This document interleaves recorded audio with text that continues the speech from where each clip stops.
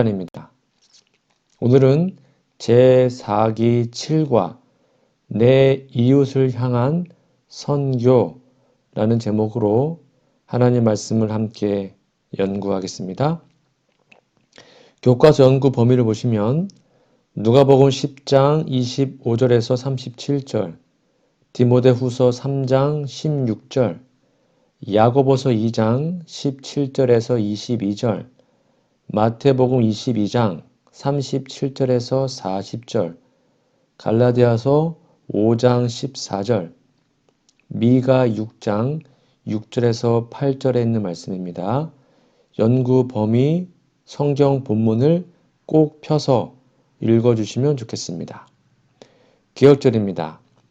대답하여 이르되 내 마음을 다하며 목숨을 다하며 힘을 다하며 뜻을 다하여 주 너의 하나님을 사랑하고 또한 내 이웃을 내 자신같이 사랑하라 하였나이다.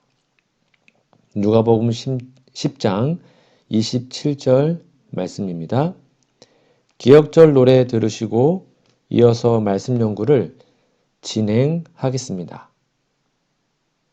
사기 7과 대답하여 이르되 내 마음을 다하며 목숨을 다하며 힘을 다하며 뜻을 다하여 주 너의 하나님을 사랑하고 또한 내 이웃을 내 자신같이 사랑하라 하였나이다. 누가복음 10장 27절.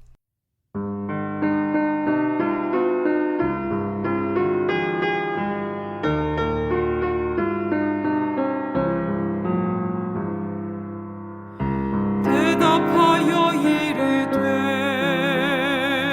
내 마음을 다하며 목숨을 다하며 힘을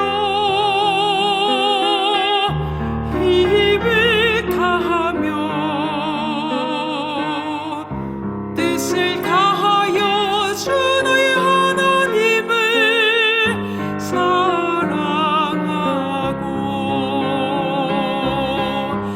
또한 내 이웃을 내 자신같이 사랑하라 하였나이다. 누가복음 10장 27절.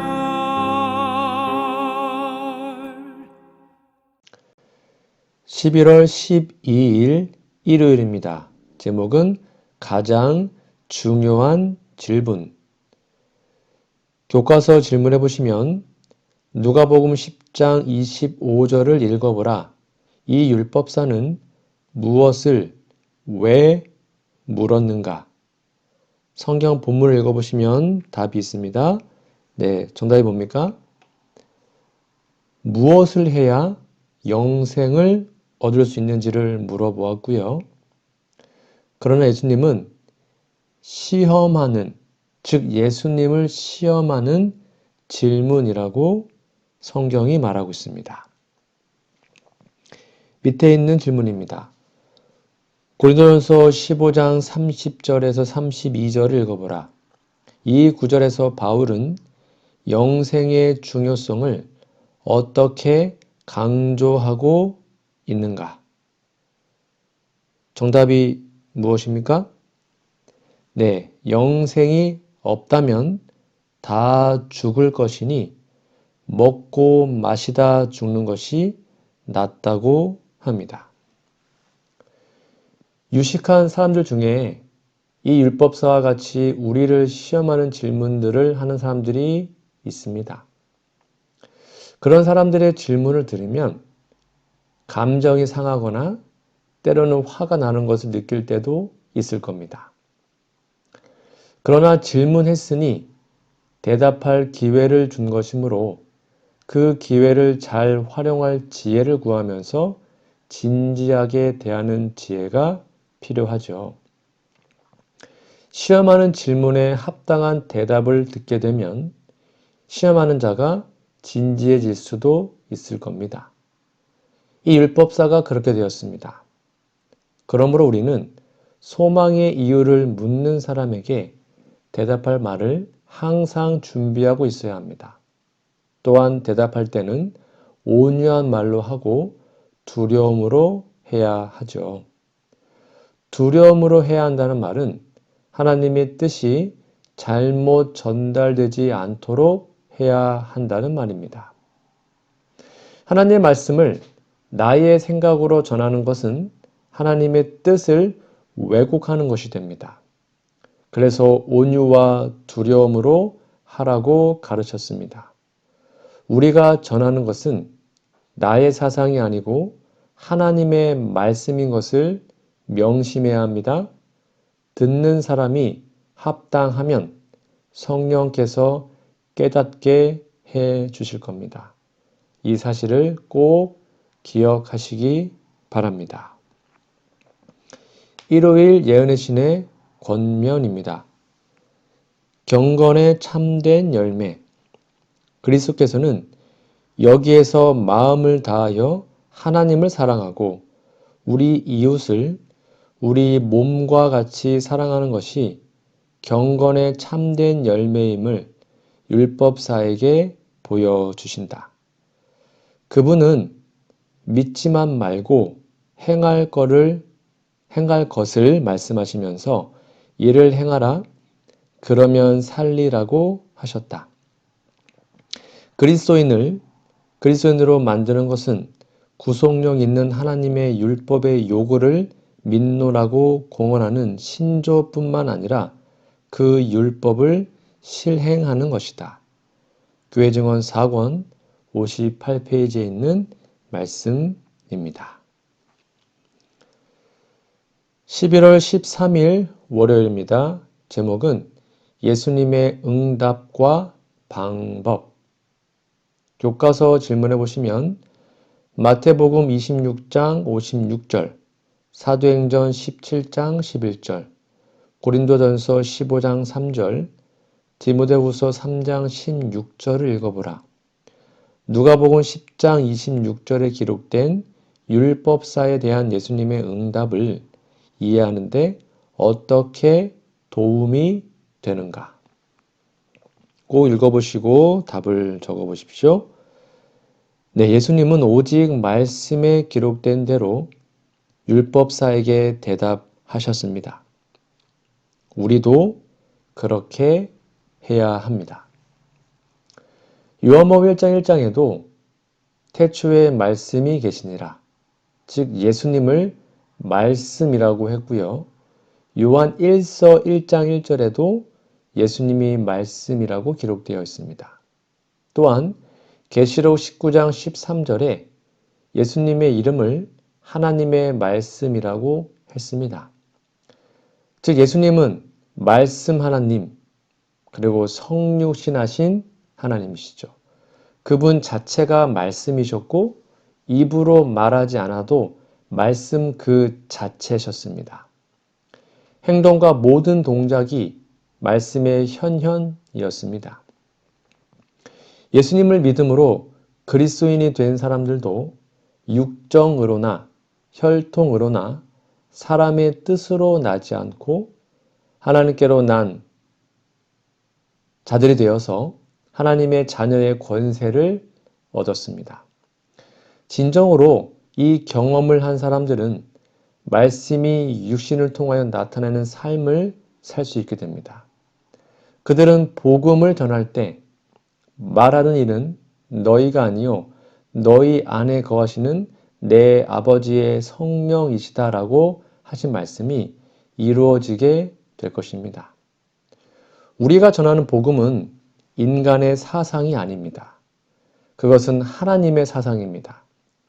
그러므로 온유와 두려움으로 소망의 이유를 전해야 합니다. 그러기 위하여 모든 그리스도인은 말씀의 사람이 되어야 할 것입니다.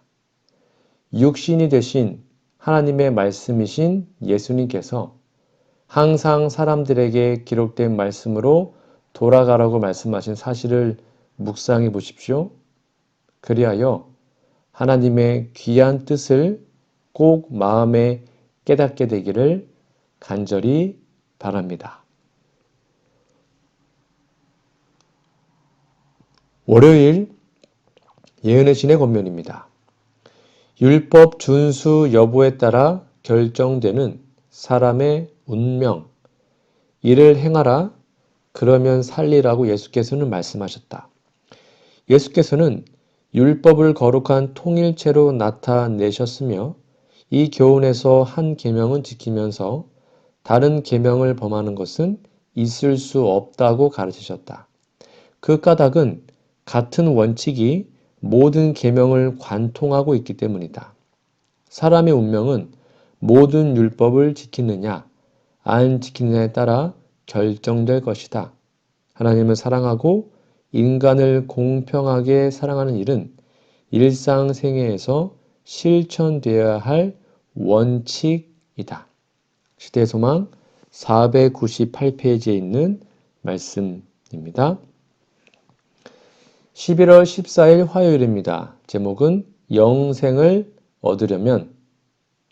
교과서 질문해 보시면 누가복음 10장 27절 28절 읽어보라.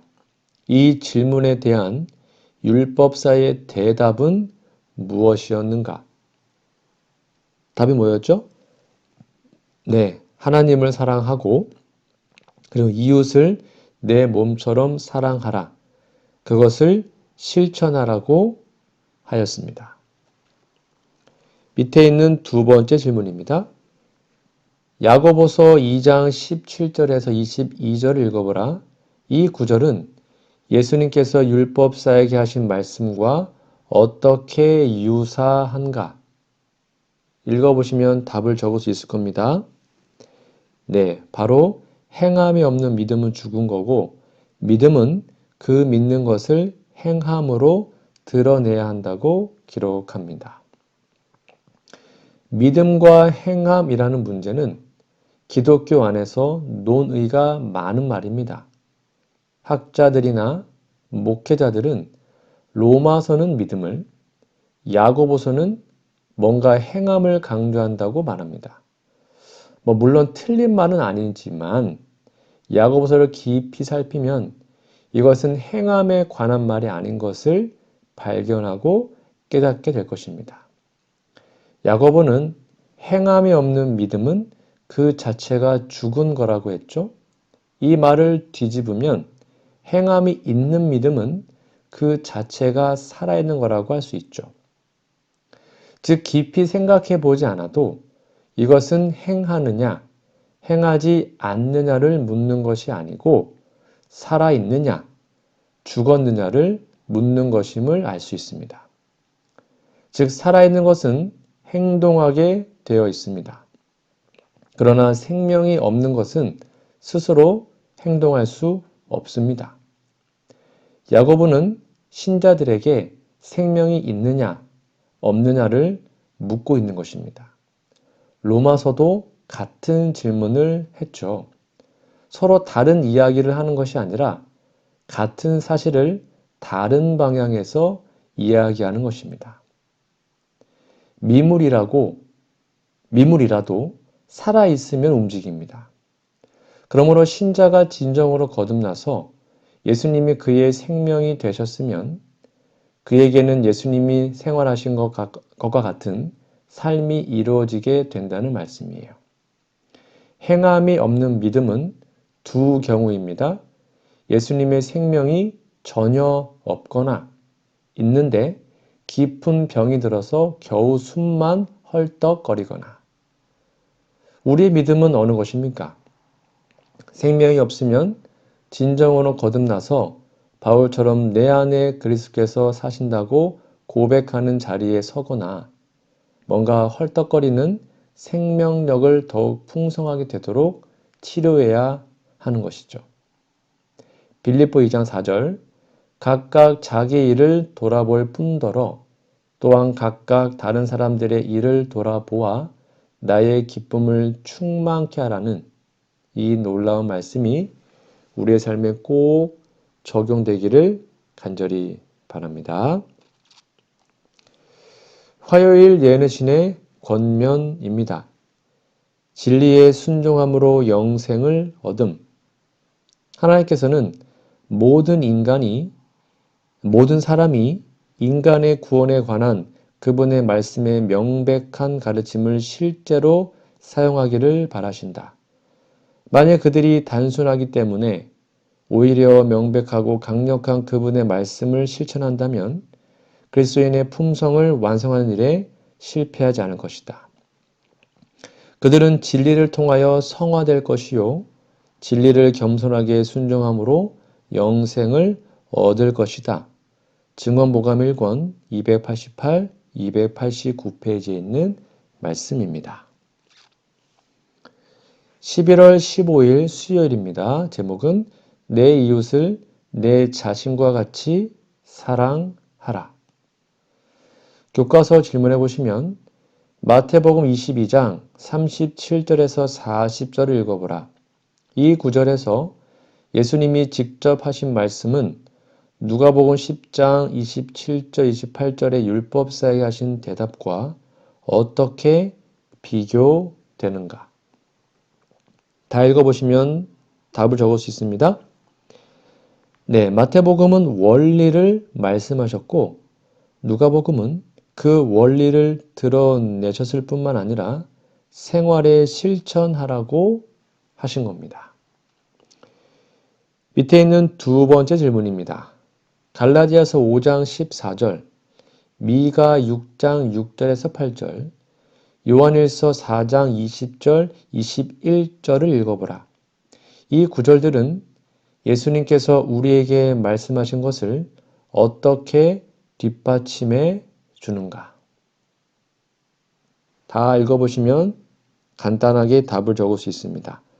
네, 한마디로 예수님께서 말씀하신 그대로 생활, 실천하라고 가르치고 있습니다. 예수님을 믿는다는 말은 많은 내용을 함축하는 말입니다. 믿음은 자신을 자기가 믿는 분에게 맡기는 것을 뜻합니다. 여기에 맡긴다라는 말은요, 믿는다라는 말과 같은 단어입니다. 그것은 주인과 노예 사이의 관계와도 같은데요. 사도들은 자신을 다 예수 그리스도의 종이라고 했습니다. 이 종이라는 단어가 헬라어로 둘로스 있는데 둘로스는 노예라는 뜻입니다. 즉 노예는 자신의 의지가 자기 의지가 아니죠. 즉 주인의 의지가 자신의 의지인 존재들이 노예입니다. 노예는 자신의 의지를 버려야 하고 자신의 주장과 사상을 버려야 합니다. 바울은 이런 상태를 자기 안에 그리스도께서 사시는 것이라고 고백했습니다. 예수님이 우리 안에 들어와서 나를 통하여 생활하신다면 나는 예수님이 하시는 삶을 드러낼 수밖에 없을 것이죠. 그런 의미에서 성도들을 그리스도의 종이라고 부르고 목회자들도 자신을 예수 그리스도의 종이라고 부릅니다. 모든 성도는 예수 그리스도 안에 있고 예수님은 모든 성도들의 안에 계십니다. 그래서 안팎으로 그리스도인은 예수님이 생활하고 드러나게 살게 되어 있죠. 예수님은 사랑이시고 이 사랑은 예수님이 그의 생명이 된 사람들에게 생활되는 본성입니다. 성경은 우리는 형제를 사랑함으로 사망에서 옮겨 생명으로 들어간 줄을 알거니와 사랑하지 아니하는 자는 사망에 머물러 있느니라고 가르치고 있습니다. 우리가 사망에서 옮겨 예수님의 생명으로 들어간 증명이 형제를 사랑하는 것입니다. 예수님께서 우리를 사랑하신 것 같이 우리가 서로 사랑하는지 한번 마음속 깊이 질문해 보시면 좋겠습니다. 수요일 예언의 신의 권면입니다. 선행과 구원의 관계. 좋은 나무는 좋은 열매를 맺을 것이다. 만일 과실이 맛없고 가치가 없다면 그 나무는 나쁜 나무이다. 이와 같이 생애 가운데 열리는 열매는 마음의 상태와 품성의 탁월성에 대해서 증언해 준다. 선한 행위로 결코 구원을 살 수 없지만 그것은 사랑으로 행하고 심령을 깨끗하게 하는 믿음의 증거이다. 그리고 영원한 상급은 우리의 공로 때문에 주어지는 것은 아니지만 그리스도의 은혜를 힘입어 행하여진 행위에 비례될 것이다. 시대의 소망 314페이지에 있는 말씀입니다. 11월 16일 목요일입니다. 제목은 오늘날의 선한 사마리아인. 자, 교과서 질문해 보시면 누가복음 10장 30절에서 37절을 읽어보라. 이 이야기에 담긴 예수님의 의도를 어떻게 요약할 수 있겠는가? 읽어보시면 답이 나옵니다. 뭐죠? 네, 너도 가서 선한 사마리안 같이 좋은 이웃이 되라는 것입니다. 많은 경우 선한 사마리아인의 이야기에서 말한 이웃에 관한 예수님의 의도를 잘못 이해하는 것 같습니다. 예수님은 누가 내 이웃입니까? 라는 질문의 대답으로 이 비유를 말씀하셨죠.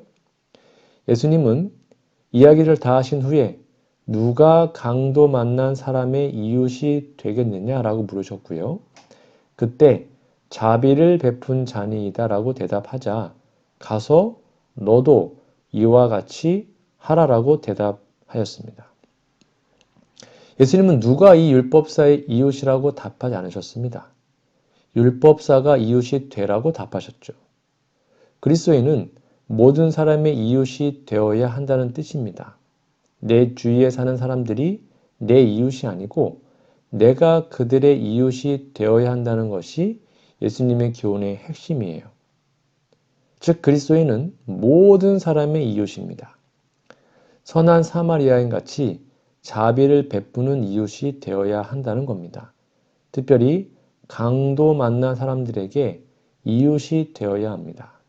성도들도 강도 만난 사람들이었지만 우리의 선한 이웃 되시는 예수님의 희생과 부활로 생명을 얻고 치료받은 사람이 되었잖아요. 우리 주위는 예외 없이 강도 만난 사람들이 많습니다. 그 강도는 바로 사탄 마귀죠. 그들에게 전도의 자비로 예수님의 생명을 받도록 치료의 손길을 뻗어야 합니다. 그것이 선교이고 그리스도의 삶임을 여러분 꼭 기억하시기 바랍니다. 목요일 예능신의 권면입니다. 누가 우리 이웃인가? 그리스도께서는 이 문제를 선한 사마리아인의 비유로서 대답하셨다. 그분은 우리의 이웃이 우리가 속한 교회의 교인이나 우리와 같은 믿음을 가진 사람들만을 의미하지 않는다고 가르쳤다. 그것은 인종이나 피부색이나 계급적 차별과는 관계가 없다. 우리의 이웃은 그가 누구이든지 간에 우리의 도움이 요구되는 사람들이다. 우리의 이웃은 역경으로 말미암아 매를 맞고 상함을 받는 모든 사람을 말한다. 하나님의 소유물인 모든 사람이 우리의 이웃이다. 시물교훈 376페이지에 있는 말씀입니다. 오늘은 제4기 7과 내 이웃을 향한 선교라는 제목으로 함께 은혜의 말씀을 나눴는데요. 여러분 교과서에 나오는 연구 범위를 꼭 읽어보시고 그리고 기억절도 외워주시면 감사하겠습니다. 오늘 공부를 다시 한번 정리해드리면 이웃을 진실로 사랑하고 선교하라는 것이 하나님의 뜻입니다. 예수님은 어떤 사람도 무시하거나 무례하게 대하지 않으셨습니다. 예수님은 성경에서 답을 찾도록 도와주셨죠. 영생을 얻으려면 이웃 사랑을 실천해야 합니다. 모든 사람을 진실로 사랑해야 합니다. 죽어가는 영혼을 진실로 사랑하고 선교하십시오. 그러한 진정한 모습이 우리 모두의 삶에 꼭 회복되기를 간절히 바랍니다. 다음 주에는요, 제8과 도움이 필요한 이들을 위한 선교라는 제목으로 함께 말씀 연구를 진행하겠습니다. 다음 주까지 건강하시고요. 오늘 공부는 기도하고 마치겠습니다. 하나님 아버지, 죄인을 사랑하신 예수님의 은혜에 감사합니다. 수고하고 노력하지만 여전히 모자라고 불순할 때도 있음을 고백할 수밖에 없습니다. 부족한 모습으로 주님 앞에 나오지만 용납하여 주시고 주님의 사랑으로 변화되게 도와주시옵소서. 답을 원하지도 않고 찾으려고도 하지 않은 세상에서 불러내어 이끄심을 감사합니다. 답이 없는 세상에서 예수님을 인생의 분명한 답으로 삼고 살게 도와주시옵소서. 성경에서 주시는 답에서 기쁨을 찾고 그 특권을 세상과 나누게 하옵소서. 우리의 믿음을 돌아보게 하시니 감사합니다. 믿는다고 하면서도 실천이 부족해 죽은 믿음과 같거든 새롭게 깨워주시기를 간절히 기도합니다. 우리를 구하러 직접 오신 은혜를 생각하게 하시고 저도 다가가서 구원의 사랑을 나누게 하옵소서. 믿음으로 살겠노라고 결심하고 하나님만 바라보다가 이웃을 보지 못한 잘못이 있다면 주님께서 용서해 주시기를 기도합니다. 우리의 마음에 사랑을 더해 주셔서 하나님을 더욱 사랑하고 그 사랑으로 이웃에게 사랑을 베풀게 도와주시옵소서. 눈물이 없는 주님 나라가 속히 이르기를 바랍니다. 고난 많은 세상에서 도울 사람이 많으므로 실천하지 못한 일이 많습니다. 오늘 누군가에게 하나님이 보낸 이웃이 되게 하시고 바른 말을 하기보다 바른 행동을 하는 종 되게 도와주시옵기를 예수님의 이름으로 간절히 기도합니다. 아멘.